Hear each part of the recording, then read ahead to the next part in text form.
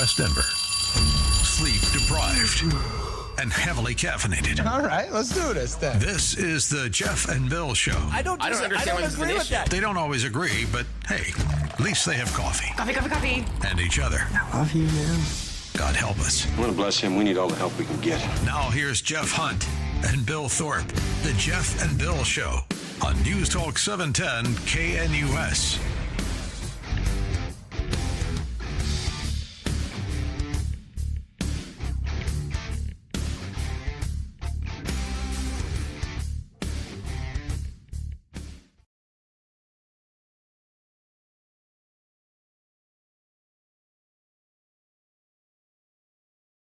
It's 9 a.m. in the Mile High City on this Friday, September 19th, 2025. Good morning, Denver, Colorado. You've tuned in to the Jeff and Bill Show. News Talk 710, KNUS. Our friends over with CPAN, the Colorado Parent Advocacy Network, is hosting Trevor Loudon tonight. Great event coming here to the Denver metro area. We're going to talk with Trevor about what the event's all about, how he's doing. We'll check in the work he's doing. You're not going to want to miss this conversation. Now is time for news and comment with Blake Olson. Blake Olson, news and comment. Good morning. Friday and 57 and sunny in Denver, expecting a high of 79 today. This portion of the news sponsored by Pastor Camp Heating and Air Conditioning at 303-777-1234 to learn more about special savings opportunities on Lennox equipment. Our top story, top Biden official Jeff Zients has testified before Congress that Biden could not remember names, dates, and required extra meetings to make decisions. What a shocker. He said instead of having 3 meetings before making a decision, for example, Biden would want 4. He also said Hunter Biden got involved in issuing pardons, according to Axios. Chuck Schumer and Democrats in Congress demanding free health care insurance for illegals, $500 million for NPR, and a $1.5 trillion spending increase in exchange for averting a government shutdown. Mike Johnson and the Republicans, they have to stand strong. Is we offered a totally clean short-term CR to get that job done. Chuck Schumer saw that. He returned a counteroffer that is filled with partisan wish lists and poison pills and demands. It includes, for example, Brett, what Chuck Schumer is arguing for. He wants to reinstate free health care for illegal aliens. He wants to add $500 million to prop up liberal media outlets. And he wants to add a massive $1.4 trillion spending hike to what should be a simple 7-week stopgap funding measure. Don't do it. A 17-year-old boy was shot and killed by police Thursday after allegedly calling 911 and threatening to attack a gas station. It's a tragic event. There is no getting around it. When you have a suspect himself who calls and says that he plans on shooting up a location, and he also has a gun and he wants to shoot at police officers, that's concerning. Aurora Police Chief Todd Chamberlain says officers used rubber rounds that failed to stop the teen before he charged at them with his hands concealed. One officer then fired, striking the suspect, who later died at the hospital. A vigil at CSU last night honored Charlie Kirk at Canvas Stadium. There were also some groups on the left there. Isabel Brown, a Colorado native, started the CSU chapter and one of those impressive young leaders who've helped make Turning Point USA what it is today. We've lost our friend, we've lost our brother, we've lost truly the leader of the conservative movement, someone who set the moral tone for what we're fighting for this next generation. And the left trying to milk the Jimmy Kimmel story as long as they can. Scott Jennings sets the clown straight at CNN again. These local affiliates who have to live by these public interest rules finally getting a chance to push back against the networks, the programmers. It was his view that for too long, the programmers, the networks, had too much power over these affiliates and had basically been able to boss them around. We have to live by these rules. We have to live under the public interest rules. We don't particularly like to air this. We're the ones hearing about it from our viewers and from our advertisers, and we're finally pushing back on it. Well, I think that was after talking to the FCC director. Erica Kirk is the new CEO of Turning Point, and here's the broadcast when Charlie revealed that Erica is more conservative than him. Asked the audience for questions. You pick one. Who is more conservative and why? Erica. Yes. By far. Not even close. I am a moderate compared to Erica. Andrew always jokes that once you got married to me, you got more based. That's true. That is true. No, Erica is very conservative. Do you think having kids made you more conservative? 100%. Which I didn't think was possible. Amen. Rest in peace, Charlie. Bills beat the Dolphins 31-21. Broncos at the Chargers on Sunday. College football Saturday.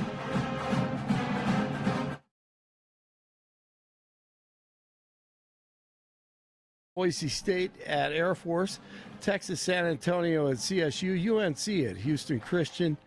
It is 56 in Erie, 55 in Arvada, 57 in Denver. Jeff and Billy continue. Blake Olson, News Talk 710 KNUS. Very pleasant September weather for Denver in the Front Range today, tomorrow, and as we head on into the weekend. Temperatures will be 70s today and sunny, 75 to 80 and sunny on Friday. Will be around the lower to mid-80s for the weekend. The weekend might bring one or two isolated thunderstorms. Weather's a service of L&L Heating and Air Conditioning. For quick, trustworthy, and dependable service, call L&L Heating and Air Conditioning at 720-851-1691. Visit them online at bestdenverhvac.com. You'll be comfortable with L&L. Meteorologist Don Day in the 710 KNUS Weather Center.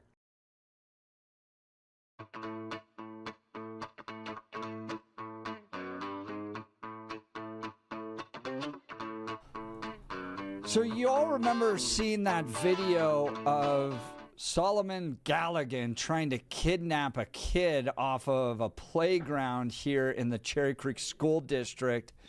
And that is part of a broader effort by Democrats to release these criminals out into the streets, signed by Jared Polis.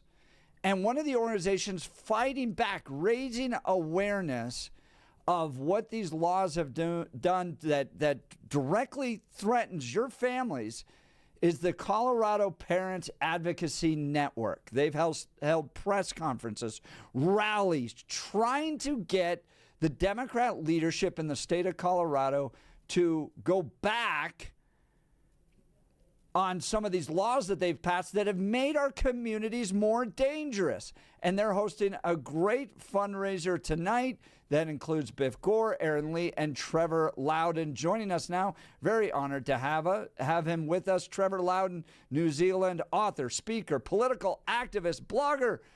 Good morning, Mr. Loudon. Thank you for joining the Jeff and Bill Show. Good morning. Thanks for the time. Hey, guys. It's good to see you both, and been a while, but thanks for having me on this morning. Glad to have you here in Colorado. You're going to be joining CPAN tonight for their event. What are you guys going to be talking about? What are you hoping to raise some money to do? Well, look, there are many great conservative groups in the country, pushing back for freedom, pushing back the socialism. You've got Tom Fitton's Judicial Watch, which is very effective. You've got the late Charlie Kirk's Turning Point USA, which has impacted millions of people around the world. But I think in Colorado, the most effective organization is CPAN. Their techniques, their programs are emulated all over the country. They've been pushing ballot measures. They've done very successful counter lawfare against the sort of Democrat state. They are the best advocacy for families and children around. So I was very, very pleased to be invited to address them tonight. So, I want to highlight their work, but I also want to. My expertise is Marxism, revolutionaries, how these revolutionary groups impact the whole society way out of proportion to their numbers. So I'm gonna talk about how that's done, how Colorado went blue, how that's impacting our children, how the Marxists and the socialists work within the Democratic Party and other groups to do that, and talk about how to push back, and also to, which I think is very important, to talk about why we do what we do, why working for freedom is so important, why it's a godly thing to do, why that fighting for our kids is one of the most, is an obligation. It is one of the most noble things we can do. So I want to plumb the depths a little bit, but I also want to leave people with a lot of hope, a lot of enthusiasm going forward, and a lot of enthusiasm for supporting the work of CPAN and Laureate and others in her team. The Colorado Parents Advocacy Network is hosting their tribute gala tonight, 6 p.m. at the Vehicle Vault in Parker. If you go to coloradoparents.org/events, coloradoparents.org/events, you can hear from some great people. Biff Gore will be emceeing the evening. Aaron Lee, great friend of the program, powerful, strong Mama Bear will be there as well. Trevor Loudon will be the keynote speaker, as well as video tributes coming from Dr. Alveda King and James Lindsay. It's looking to be a wonderful evening. Now, Trevor, in light of what you were talking about, being an expert in Marxism, let's talk about where we are as a country right now. Debates we've had all week long on this show is, can we even possibly move forward in this divided nation right now? You have one side that believes in America's founding principles, that our rights come from God, for instance. Another side that has embraced a Marxist worldview of oppressor versus oppressed, critical theory. We're going to divide everybody into different categories, pit them against each other. The most oppressed out there has the green light to do whatever they want against Jews that may be on college campuses, for instance. Can we talk about whether or not America can even move forward with this type of divide? Your thoughts, sir? Yeah, and this divide has been growing for 100 years now. It started out with the work of the Communist Party USA, who got into the churches, who got into the journalism schools, the teachers' training colleges, aided and abetted by the Soviet Union. And now it's still going forward. And we need to understand this is foreign directed. What we call the woke movement in the United States is directed by China. It's directed by foreign actors like the Cubans, the Iranians, even the Russians are still involved in this. So we've got to understand the mechanism. And President Trump's been taking some good measures lately, classifying Antifa as a terrorist group, going after defunding woke organizations, stopping the flow of taxpayers' money to all these foreign-directed groups, etc. So look, what we need is a general raising of public understanding of the threat, how what we call wokeism is really a Chinese program directed against this country. We need to use executive power to defund these groups, expose these groups, and some people have to be up on criminal charges for working basically as foreign agents in this country. So, yeah, I absolutely think this can be turned around. I think if you look at COVID and the favor that country did to it, the Chinese gave it to us, but they didn't reckon on the millions of American families who would finally get to understand what their kids were reading in their textbooks, sitting on their kids' school Zoom sessions, and were absolutely horrified. We saw Black Lives Matter, another Chinese operation rampaging through our streets, and people finally understood how fractured this country is. And we see that this led to the growth of organizations like Charlie Kirk's Turning Point USA, organizations like CPAN and others. So that this polarization is getting intense, but we've got to understand the good guys have to win this. Millions of Americans are getting off the fence now.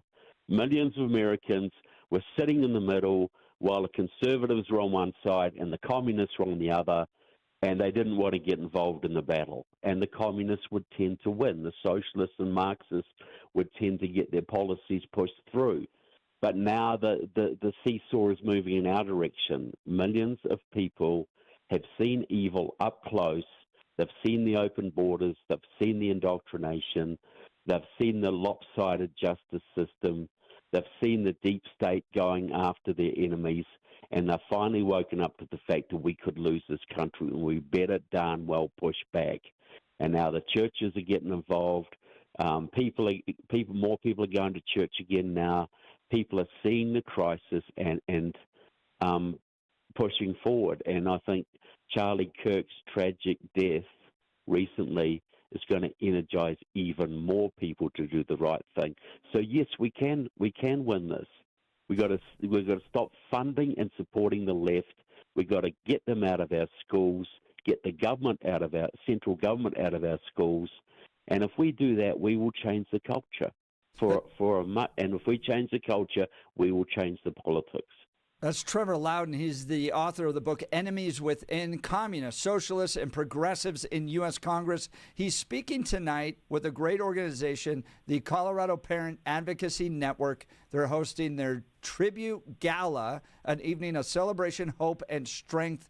Tonight, 6 p.m., tickets available if you go to coloradoparents.org/events, coloradoparents.org/events. Now, CPAN really focused in on empowering parents. Help our audience understand, Trevor Loudon, how communists, socialists, progressives look at the American family, why they're so motivated to try to break it up, going back to, even Hillary Clinton's comments like it takes a village. Getting to kind of a collective understanding of raising kids as opposed to keeping it centralized and strengthening a mom and a dad in a committed monogamous relationship raising their kids. Why is it so important for communists to try to destroy the family? Well, if you look at, what we're facing here, this is a demonic thing, Look, we have a godly order, your God, man, nature, the family structure. We were given 3 institutions to rule, to protect our lives. We were given the family, the church, and civil government. And so the Marxists have gone after all 3. But the most important, really, very important to most of us, is the family structure. The mum, the dad, the kids, and the extended family around that. That is the bedrock of any society. So it's no accident that Karl Marx, the great revolutionary, the basically a Satanist by his own admission. Read the great book Marx and Satan by my friend Paul Kengor, if you want proof of that. One of the top planks in the Communist Manifesto was the abolition of the family. If you want to remake society into a communist, top-down totalitarian state, you have to remove the bedrock structure, which is the family, which is why the communists promoted the radical feminist movement. The communists like Harry Hay started the gay rights movements. The communists are deeply, deeply embedded in the transgender movement because all of these things, plus other things like no-fault divorce, a lot of the family law that's been instituted, the horrors that Aaron Lee has exposed in Colorado with actual grooming situations being set up in schools where troubled young kids are drawn into art clubs and things like this, where they're taught transgender ideology and encouraged to transition behind their parents' backs. All of this has Marxist roots, all of it, because Karl Marx said, you have to abolish the family. And I think we all acknowledge that the family structures in this country have deteriorated tremendously since the 50s and the 60s. When the Frankfurt School, another Marxist institution, taught us all to make love, not war, and free love and all this kind of thing. All of that was aimed at destroying the bedrock of our society so the Marxists could replace it with something else. So we have to see all these attacks on the family in context. They're not just crazy liberals doing stupid things.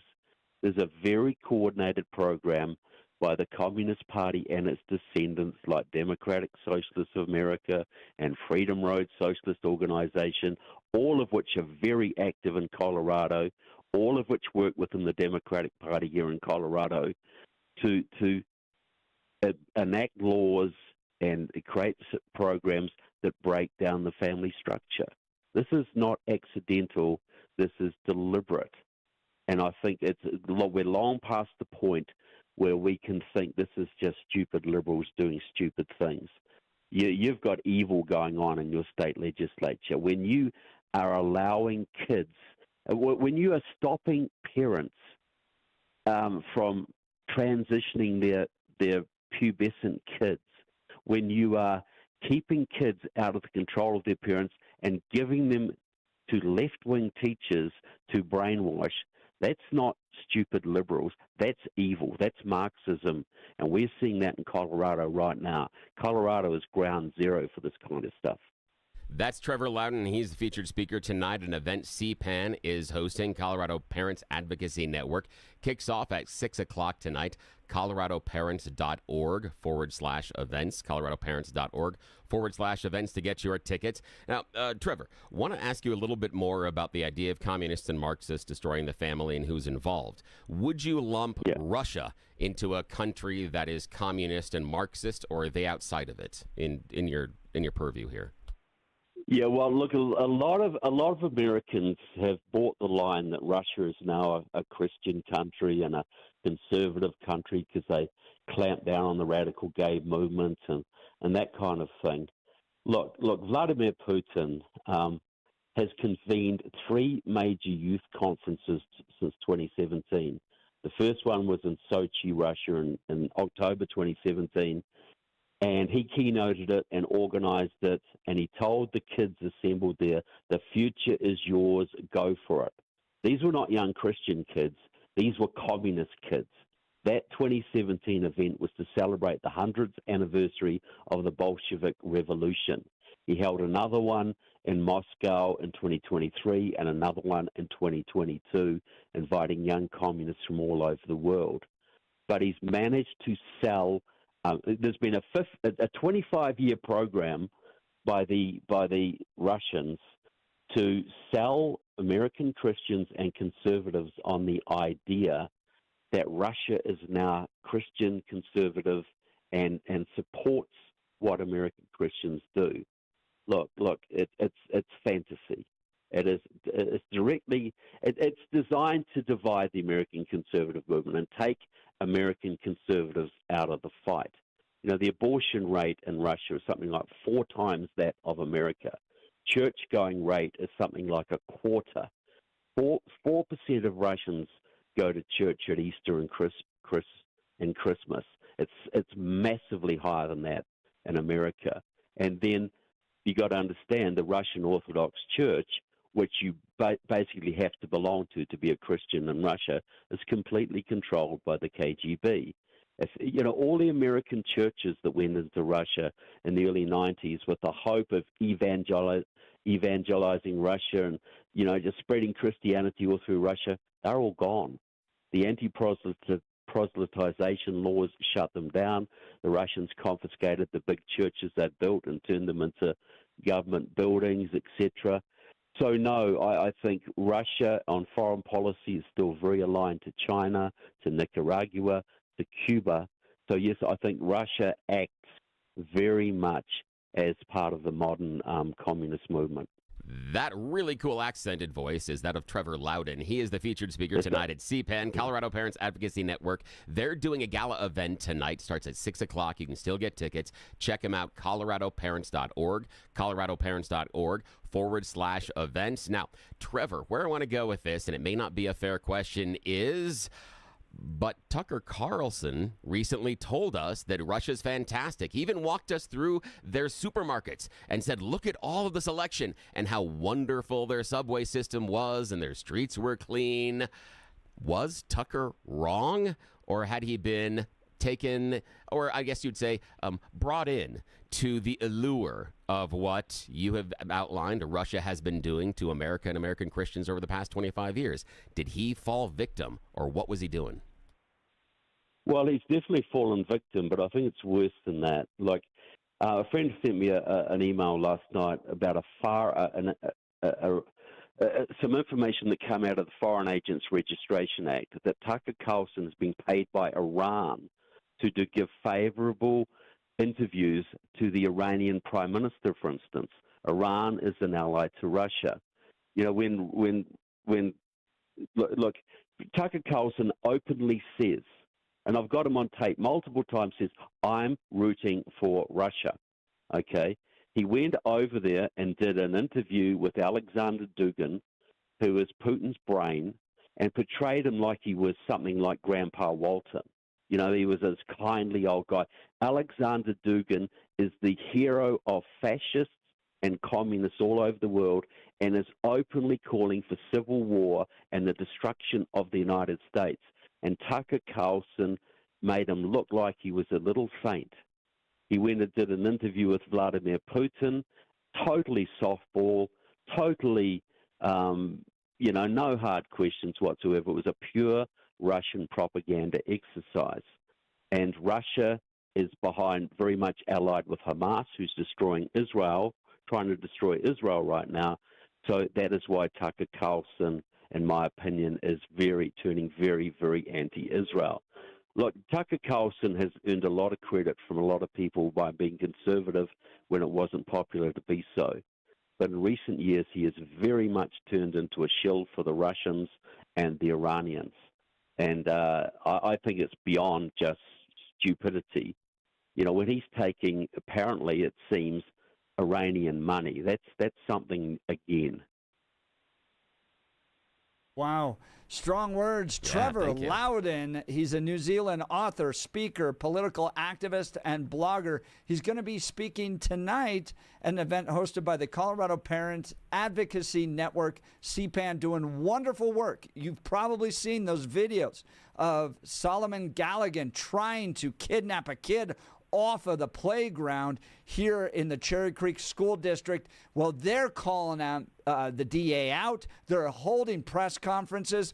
They're trying to get your communities to be safer, return rights back to families, fight the communist Marxists in our school system.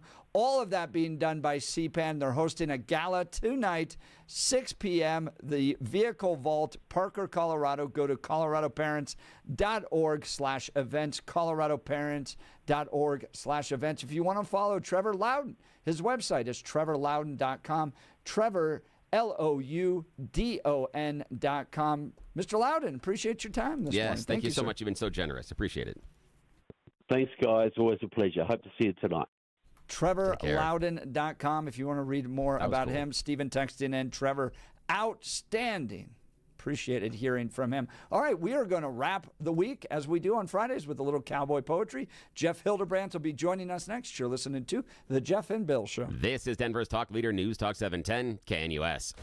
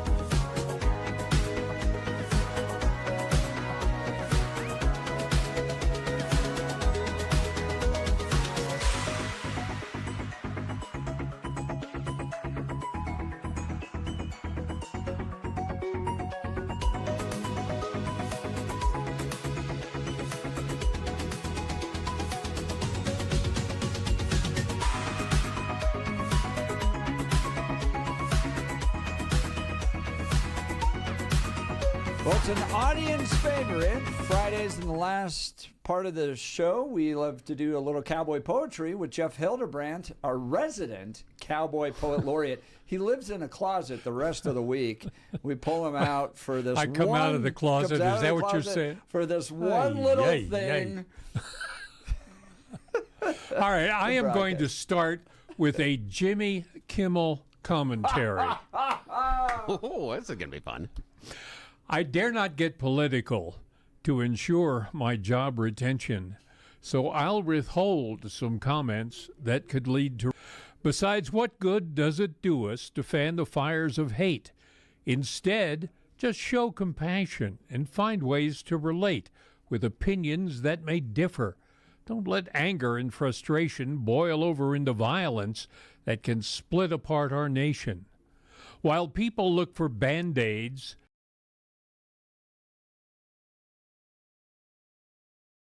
God is what we're needing. Oof, man. How was this last week? That's great. Jeff Hildebrandt, looking back on history, I think you probably remember some of the other big moments in American history where there were assassination attempts or major political figures died. Can you give us a little bit of your reflection on this last week? No.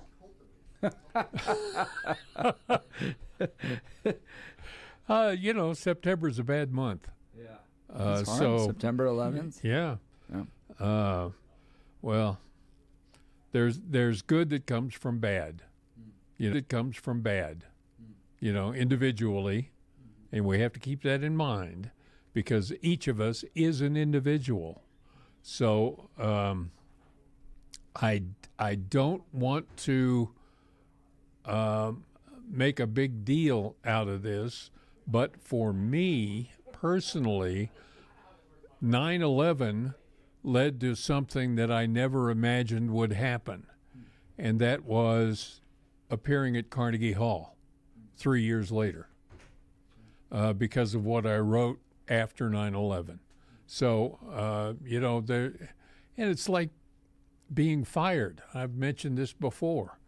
I have always taken the stance that I've been fired up when I've been let go from a job because I've always gotten a better one and been able to do things that I felt were more what I should be doing than what I was doing.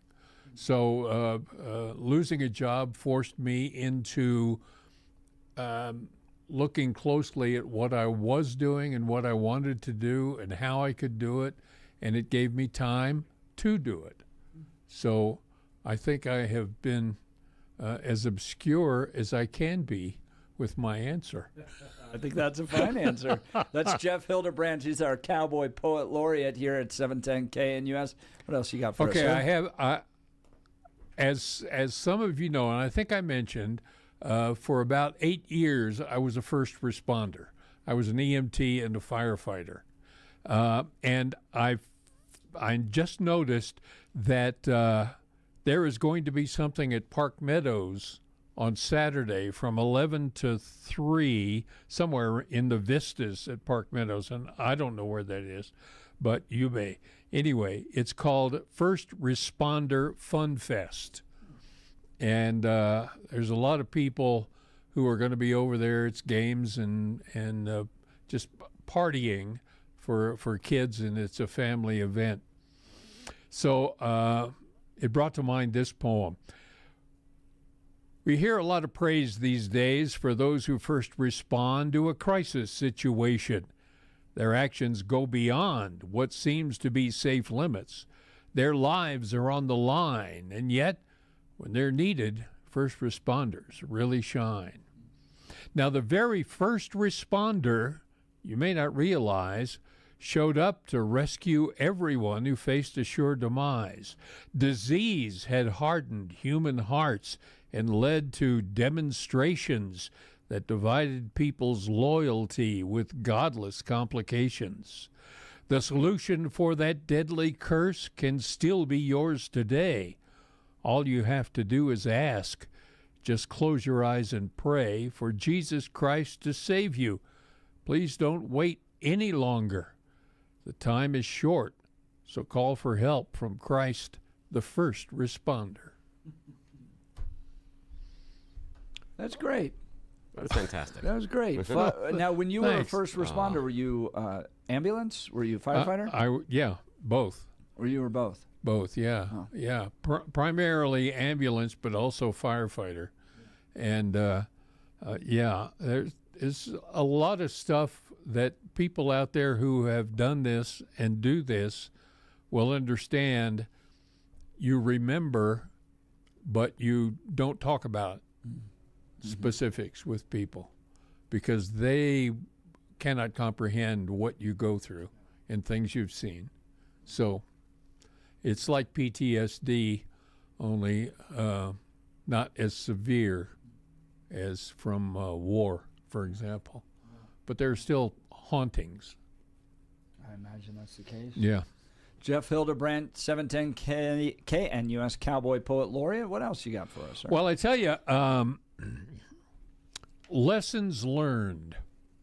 There's some stories about individuals that I think it may relate to people out there. I don't know. Charlie married a woman from up near Milwaukee and said it was rough at the start. He said that her job was to clean and to cook, but she didn't take it to heart at first.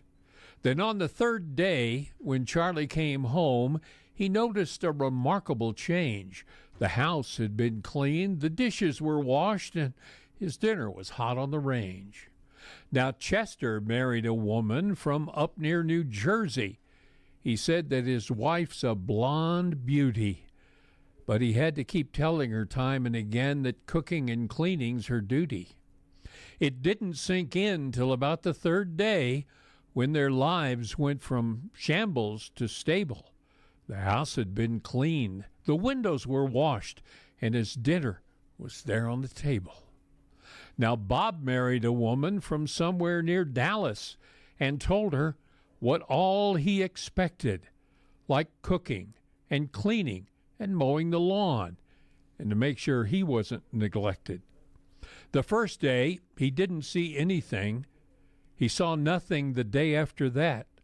By the third day, the swelling subsided. Now he has his home duties down pat. That's a fun one. Good job. Good job. Jeff Hildebrandt, 710 KNUS Poet Laureate. We like to spend some time on our Fridays as we wrap up the show going through some of his fun poetry. You can get his poetry at Amazon.com. He's got some books there you can purchase. In fact, we got them here as well. Let's see if I pull them up. Well, you're sitting on them. There we go. Positive Rhymes for Perilous Times. Jeff Hildebrandt, and Riding for the Boss and the Brand. Cover art by Don Dane. Yeah. All right. What else you got for us, sir? Okay. The cowboy had a point to make to his pint-sized buckaroo about respecting others and the hard work that they do. When your Uncle Bud was 10, he said, he stopped to get a treat at the soda fountain counter in the drugstore down the street. Sandy was the waitress then. She told the tale to Ma and said it was the sweetest gesture that she ever saw. Bud asked her what a sundae cost. She said it's 50 cents. She saw him count the pocket change, then added his face got tense. How much for some plain ice cream? That's 35, she said. Bud smiled and said he'd ask for chocolate, then for peppermint instead. He was always partial to peppermint, his father told his son. Then he went on with the lessons about what Bud had done. Bud paid and left. Then Sandy went to clear away his bowl.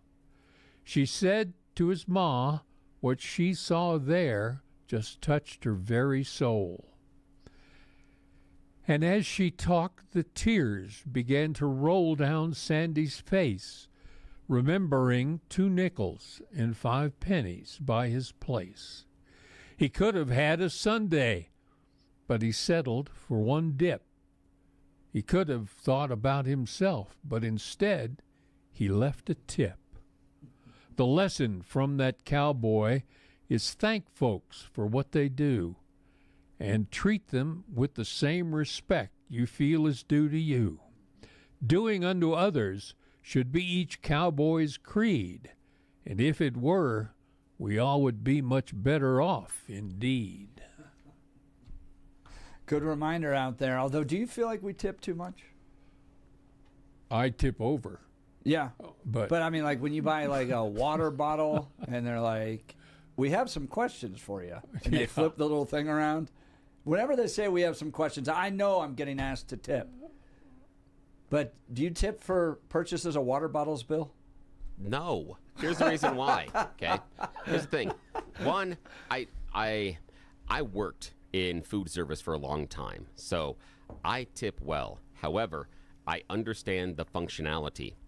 If it is, and again, that's that industry, if it's your job to stand behind the counter and hand me the thing I purchased and then run it through the machine, what the hell? What am I tipping you for? I mean, I was in a place that did tea the other day, and I went to the counter, they made the tea, and then I was asked for a tip.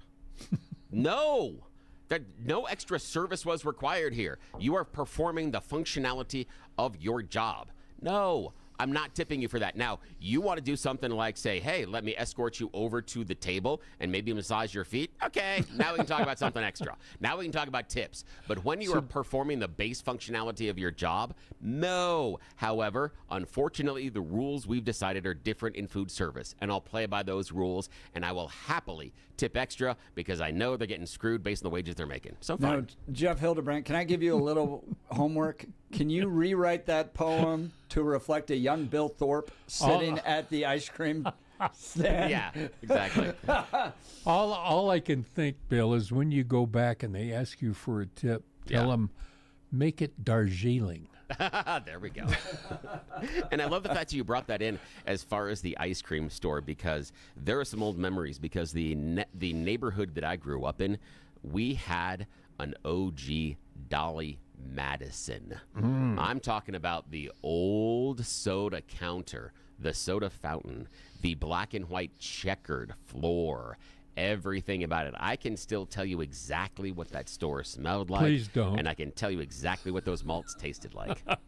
Those are some great memories. Those are some great And memories. I see a young Billy sitting at the ice cream store going, tip? What do you mean a tip? Okay, here's one of the saddest moments of my young childhood is I was staying home after getting, both my parents worked, I was staying home after getting my wisdom teeth removed. They had thrown me some cash that late in the day I can go over to the Dolly Madison and I can get myself a banana split. This is fantastic. Now, again, I'm a little bit on the meds. I get a block and a half back from home and I trip over the curb and dump it on the concrete. Yeah. That was very sad. Should have tipped. That All was, right, it's man. karma. We'll continue. You're listening to the Jeff and Bill Show. This is Denver's Talk Leader, News Talk 710, KNUS.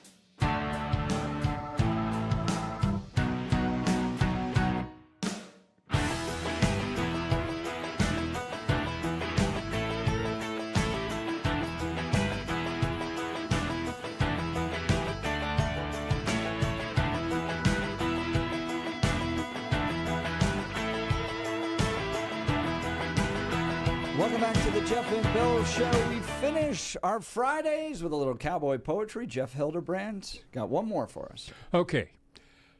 Merlot, Marsala, Muscatel, Burgundy, Boone's Farm, Zinfandel, Gewürztraminer, Chardonnay, Mad Dog, Ripple, or Rosé. I don't like wine. Sangria, Riesling, any Pinot. The fact is, I can't drink vino. Morgan David, Thunderbird, Cabernet. I know it sounds absurd, but I don't like wine. Chianti, Cognac, Lambrusco. I'd rather just drink H2O than Burgundy or some sort of port. But if I must, my last resort, in order to shut others up, is a splash of wine with 7-Up. I do like 7-Up. Wine with 7-Up? That's different. Am I missing something here? Is that No, an inside joke? Or I haven't hit across that before as far as the wine and 7-Up. I've known people that have done, oddly enough, I've seen ice in wine glasses, but that's a new one. Huh. What kind of wine do you drink, Bill? I don't drink a lot of wine, honestly. You're not a wine guy? No, not necessarily. Depends on what's there at the time, but no, don't do a lot. How about you? Malbecs are mine. I'm sorry. I can't imagine that, Bill, because you're such a whiner. I thought for sure. Nicely done. Nicely done. Well done, sir. Way to wrap up the week. Go to 710knus.com to download any of the podcasts. We'll be back next week, fighting as always. You're listening to Denver's Top Talk radio show, The Jeff and Bill Show. This is Denver's Talk Leader. We are News Talk 710 KNUS.